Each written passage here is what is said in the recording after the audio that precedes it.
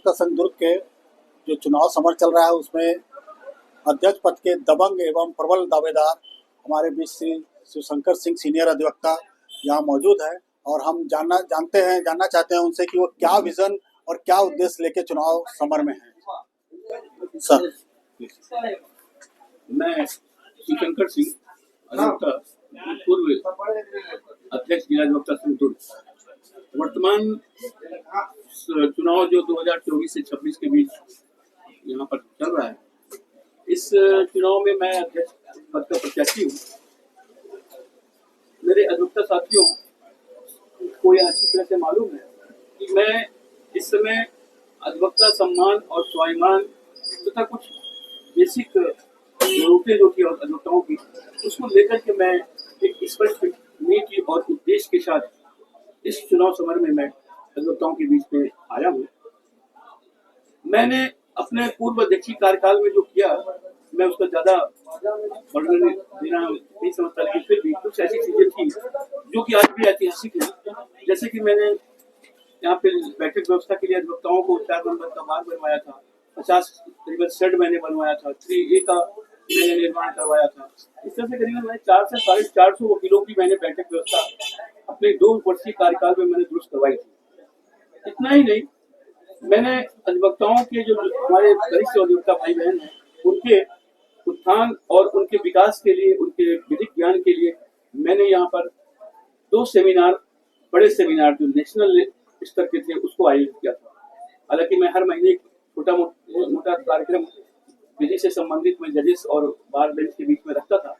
वो एक अलग चीज थी। लेकिन ये 2 जो नेशनल सेमिनार थे, वो पूरे हिंदुस्तान में आज भी मील के पत्थर हैं और आज भी उसपे पूरे देश के अधिवक्ता इस बात की जानकारी रखते हैं कि जिला अधिवक्ता संघ दुर्ग में माननीय न्यायमूर्ति श्री प्रथम बार जस्टिस सिरपुरकर सर के सानिध्य में और दूसरी बार माननीय जस्टिस सुप्रीम कोर्ट श्रीमान सिरकी जी के सानिध्य में और हाई कोर्ट चीफ जस्टिस तत्कालीन दीपक गुप्ता जी के सहयोग से और कई हाई कोर्ट के जजों के सहयोग से हमने 2 सेमिनार आयोजित किया था, जिसमें जिला अधिवक्ता संघ की उस वक्त मान सम्मान और गरिमा पूरे हिंदुस्तान में बनी हुई थी। परंतु आने वाले समय में कुछ ऐसा हुआ कि विगत हम 2 कार्यकालों में कोरोना के बाद हमारी कुछ मांगे थी, जो जायज मांगे थी फैमिली कोटे वगैरह की, उसमें ऐसा हुआ कि हम लोग इस परिस्थितियों में आ गए जिसकी वजह से हमें हाई कोर्ट में जाकर के अनावश्यक रूप से माफी मांगनी पड़ी। और दूसरी बार नालसा के कार्यक्रम लोक अदालत का बगैर जानकारी के उसका हम लोगों ने विरोध कर दिया, उस समय हमें दूसरी बार फिर से माफी मांगनी पड़ी। ये 2 जो ऐसे घटनाएं थी जिसकी वजह से पूरे छत्तीसगढ़ में हमारी जो मान सम्मान में काफी गिरावट आई और जिला अधिवक्ता संघ के विरुद्ध जो निर्णय अभी हाल ताज में ऑर्डर पास हुआ है माननीय हाई कोर्ट छत्तीसगढ़ से, वो बहुत ही हम लोगों को क्षोभकारी और तकलीफ देने वाला है। इसलिए मैंने फिर से एक बार जिला अधिवक्ता संघ के उस पुराने गौरव को याद करते हुए और याद करवाने के लिए मैं पुनः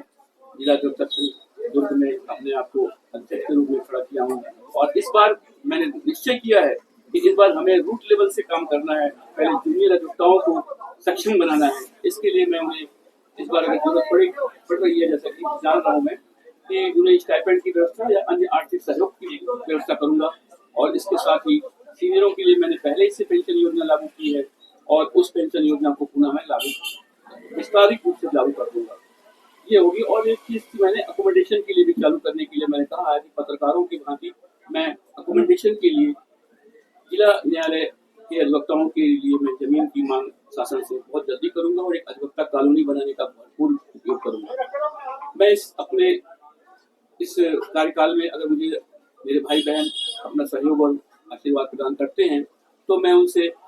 यह आशीर्वाद लेने के बाद, निर्वाचित होने के बाद निश्चित रूप से इन योजनाओं पे काम करूंगा। और वर्तमान में भी मुझे बड़ी खुशी है कि मैंने इन योजनाओं को जब जिला अधिवक्ता संघ में अपने भाई बहनों के बीच प्रचारित किया है तो मेरे सारे और भी अन्य प्रतिभागी और प्रत्याशीगण इन योजनाओं का, मेरे अन्य प्रत्याशीगण भी चलना चाह रहे हैं। यह हर्ष का विषय है और मैं चाहता हूँ कि जिला अधिवक्ता संघ का भविष्य उज्जवल हो और इस बार न सिर्फ परिवर्तन हो बल्कि परिणाम हो, और परिणाम जो हो अधिवक्ता संघ के गौरव के लिए हो, अधिवक्ता संघ के सम्मान के लिए हो। जय हिंद। बहुत बहुत धन्यवाद सर आपका, और हमारी शुभकामनाएं आपके साथ हैं कि आप विजयी हो।